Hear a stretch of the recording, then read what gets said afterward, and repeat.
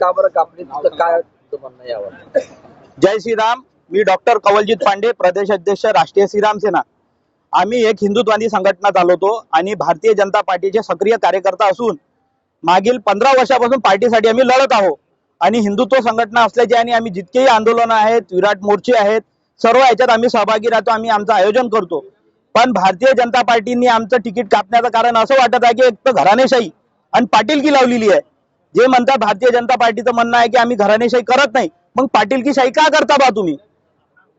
इथं घराणेशाही करून तुम्ही पक्षातले पदाधिकारी असून त्यांच्याच नातेवाईकांना तिकीट, कोणी मावशीचं पोरग आहे, कोणी साडीचं पोरग आहे. प्रभाग क्रमांक 11 मध्ये आमच्या तिकीट देण्यात आली, तो त्यांच्या साडीचं पोरग आहे म्हणून त्याला तिकीट दिली. कोणाच्या साडीचं? कोणते आहे?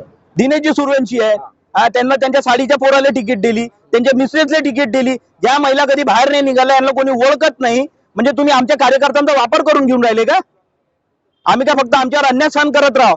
प्रत्येक वेळेस आम्ही कार्यकर्ता आंदोलन करतो, सगळ्या गोष्टी सहभाग करतो, आम्ही कार्यक्रम करत आहे, प्रभागात आम्ही लोकांच्या परिचयात राहू.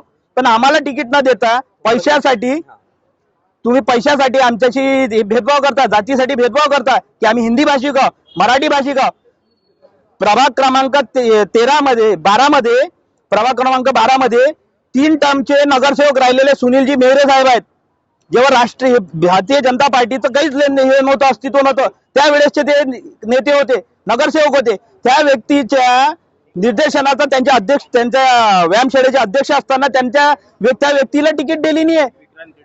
विक्रांत क्रीडा मंडळ यांनी हे केलं, स्थापन केलं. मागणी करण्यात आली होती, अजून काही कार्यकर्त्यांना पैशाची मागणी कार्यकर्ता भरपूर करण्यात आलेली आहे आणि मलाही करण्यात आली आहे. आम्हाला हे आश्वासन दिलं गेलं होतं की तुम हिंदू संगठन वाले, हम तुम्हारे को टिकट देंगे, तुम तुम्हारे संगठन को बड़ा करते, हमारे लिए तुम लढते. हर कार्यक्रम मध्ये तुम्ही आम्हाला बोलवता, आम्हाला कार्यकर्ता जमा करायला लावता, आम्हाला मागण्या करता की भाई नाश्ते की व्यवस्था करना, हे व्यवस्था सारे तुम करना. आमच्या वेळेस का अन्याय करता तुम्ही? आता नेमकं काय झालं? तुम्ही कोणाला जाब विचारला? आता तर जाब आम्ही वरिष्ठांनाच विचारणार, जे स्थानिक लेवलचे नेते आहेत, हे मोठ्या मोठ्या मुलाखती घेत होते. काय झालं नेमकं? आता काय झालं? या क्षणाला काय झालेलं? आता तर ते आता साधू संत आहेत आमचे, जे शक्ती महाराजजी, त्यांच्याशी काहीतरी त्यांनी वाद घातला आणि शिवगाड केली, असं हे आहे. तुम्हाला पैसे मागण्यात आले होते काय? तुम्ही सांगितलं की तुमच्याकडे काही ऑर्डर? माझ्याकडे मागणी करण्यात आली होती. मला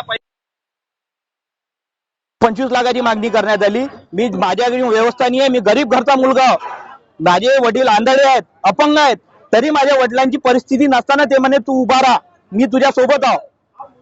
अशा व्यक्तीचा मी हे असल्यानंतर माझे वडील बाळासाहेब ठाकरे यांनी नियुक्त केलेले आनंदे जिगे साहेब यांच्या वेळेसचे माझे कार्यकर्ता आहेत, माझे वडील शिवसेनेचे. तरी माझे वडील, आम्ही हिंदुत्ववादी असल्यानंतर तुम्ही आमच्या हिंदुत्वाद्यावर तुम्ही हे का केलं, आघात केला? आता तुम्हाला आवश्यकता पडणार नाही का? तर आम्ही उपस्थित राहणार नाही, आम्ही येणार नाही. आम्ही तुम्हाला जय श्रीराम बोलतो. तुम्ही अपक्ष लढणार आहे?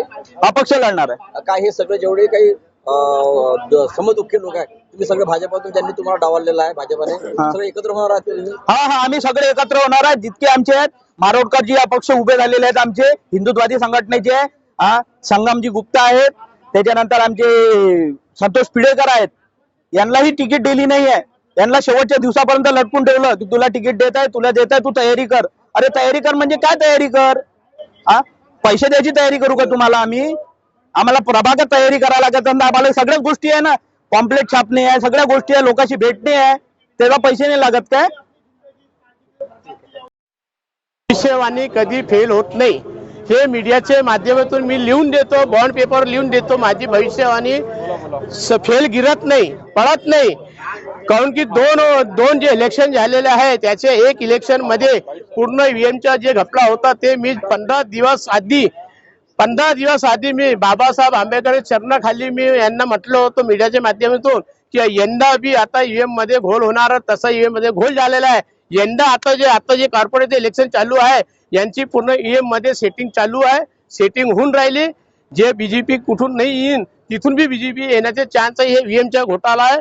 तो मी माझ्या सर्व पार्टीनं माझं म्हणणं आहे की जेव्हा बी वोटिंग होईल और वोटिंगच्या दिवशी और दुसऱ्या दिवशी ईव्हीएम वर लक्ष ठेवायचं, और मी सोबत राहीन यांचे.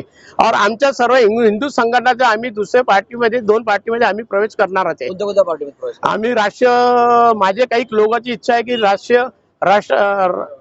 राष्ट्रवादी काँग्रेसच्या याच्यात प्रवेश करणार आहे और काँग्रेस पार्टी याच्यात काही लोक उभाटामध्ये प्रवेश करणार आहे.